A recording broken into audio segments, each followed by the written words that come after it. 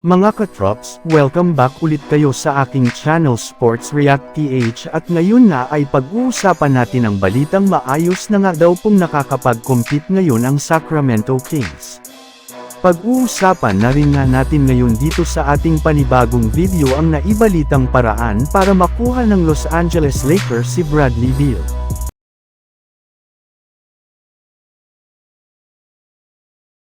Nakabawi nga agad mga katrops, ang Sacramento Kings mula kanilang pagkatalo noong nakaraang araw kontra sa Milwaukee Bucks matapos ang impressive nila na panalo ngayon laban sa top 2 nanograms Western Conference na Houston Rockets sa pagtatala ng double-digit points ng lahat ng kanilang mga starter.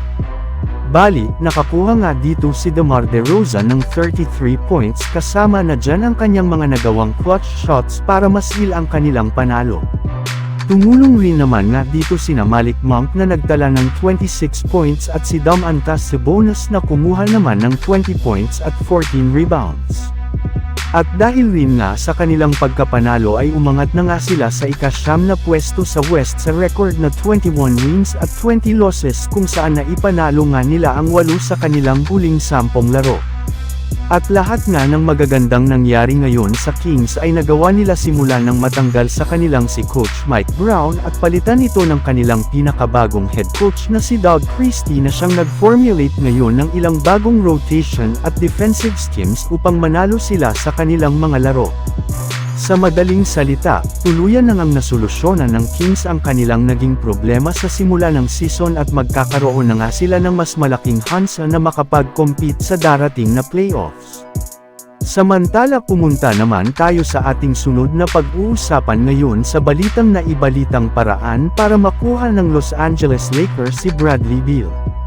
Kalat na nga mga katrops, sa internet ang balita na mismong si Bradley Beal na nga ang nagsabi na plano nga nito na i-waive ang kanyang no-trade clause para lamang makapunta sa mga kupunan ng Los Angeles Lakers, Miami Heat at Denver Nuggets. Yes, kasali nga ang Lakers sa mga naibalita na gustong sunod na paglaruan ni Bradley Beal kapag umalis siya sa Suns.